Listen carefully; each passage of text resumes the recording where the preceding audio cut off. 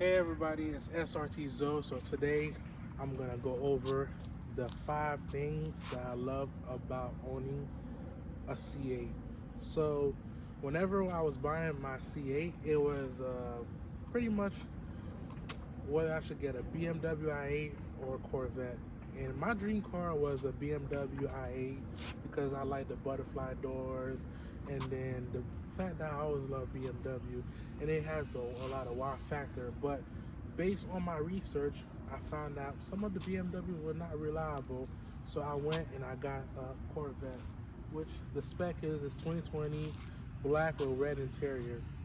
Couple things that I want to go over that I do like about my Corvette is one, it's sporty feeling, sporty exhaust when you get in it, and not only that, the top you could drop the top and everything. So that's the one thing that I like about my Corvette. And the second thing that I like about my Corvette is the fact that there's a trunk in the front. So that's one thing. That's the second thing I like. When I did buy this car, it felt good. It felt really good. The top down, driving to the highway. But this car for a long road trip is not comfortable. You can't put a suitcase or a carry-on because the carry-on barely fits. So if you do travel to different cities or out of state and you want to drive your Corvette, it's not practical for a road trip. I would say the Corvette's more practical for city to city driving, but for a long road trip that's 4 hours. First of all, I don't know. I would say I'm big. I'm a bigger guy. I'm obese or something. But sitting in these seats for more than 3 hours do hurt your back. I guess because I got a big back. So some people they're skinny, they weigh 140 pounds, they don't have a big back. But I'm gonna be truthfully honest, I got a big back. So when I drive the Corvette, I'm not gonna lie, for more than 3 hours, you could see that it be hurting my back. So it's not practical. And also, if you care about gas and maintenance, it might not be a practical car for you. Only because it burns a lot of gas if you do drive it for a while. So it burns a lot of gas. So pardon me, I'm in the neighborhood filming this. If you do drive it burns a lot of gas. And if you're used to an economy car, switching to a Corvette, it might not be for you. You know what I'm saying? It's gonna be like nitpicking things that I do not like about the C8. Um, Space, the trunk space to put anything, to put any carry on, or sometimes groceries. I have a family, so that's probably different to people that do have this car that they're single. But since I do have a family, whenever I do grocery shop, you can't put that much things in the front, and then in the back, you could put some things, but if the top is down, then you can't really put anything in the back. So space is something that I would say, but I can't complain because this is two-door. But one thing is, since I instead of getting this car, I was gonna get a BMW i8. The BMW i8 feel like you got way more space, and it does have back seat, which people could sit in, which is not practical because you can only put toddler. But I used to put all my groceries, my gym bag, and everything. In this car, you only gotta buy a certain gym bag that's gonna fit in the front or in the trunk. So space is number one thing that I would complain about, but it's not too big of my word. That's just me trying to find things to complain about. And I can't even think too many things to complain about. I'm just grateful that I'm able to drive a C8, so I can't really complain about.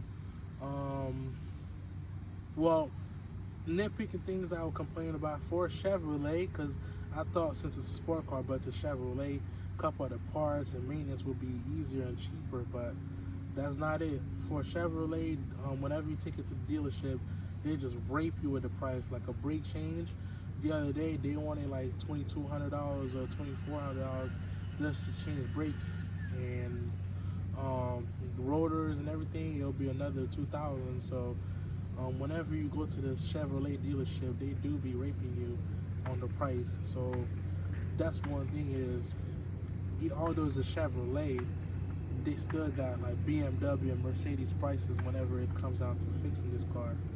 So that's a couple of things that I would say that I do not like about this car. And I would complain is, as far as the exhaust, this still got the stock exhaust. I do have aftermarket wheels on it, but with the stock exhaust, I wish they had like a little bit of more sound to it, because with the stock exhaust, the sound in this car, let me start it up.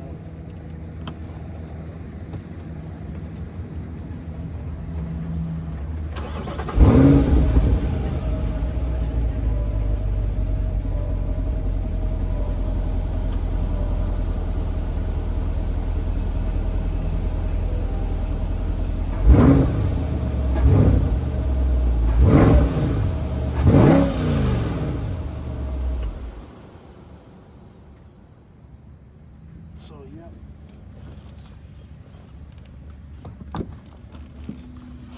So yeah, with the stock exhaust, it's loud, but it's not that loud. So it's kind of like the reason why I could say that is because I've driven Hellcats before, so I'm used to driving Scat Pack and Hellcats, and their exhaust is like, this is a V8, they're a V8 their exhaust is really loud, and that's the stock exhaust. So I wish this had a little bit more loudness to it. So that's the only thing that I could nitpick and talk about. But other than that, it's really tough to find something to hate about this car, because it's my favorite car. Other than the space, the maintenance is reliability is reliable. It's just like the parts is expensive for Chevrolet. I thought it would be like BMW and Mercedes prices whenever you see how much it costs to do some simple brake jobs. So that's one thing that I could complain about, and then the exhaust. But that's about it, man. So if you got into this video so far, man, like and subscribe so that way we could bring you more content. I'm trying to bring you the wide body Hellcat, do a review on that, and also a couple cars, the GLEs, a couple cars that we do have on the fleet. And if you are trying to start your rental car fleet, as far as a build and scale it from Turo, start from one car to have 13 to 20 cars, I'm gonna start a mentorship soon that you could always hit me up, and then I'll be able to walk you through it on how to purchase the car, how to list it on Turo, and how to make money and passive income from these cars, such as this car right here. You're able to rent out on Turo and make the payments on this car and enjoy it and still drive it.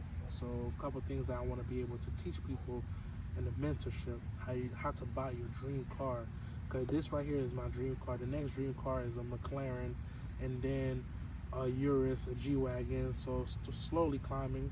We do have about 15 to 20 cars on the fleet right now, so that's how I'm able to make these contents. So I'm about to drop my Instagram in the comments or in the descriptions that you guys could hit me up, and then for mentorship, so I can walk you through it on how to make money from your dream cars. Thank you.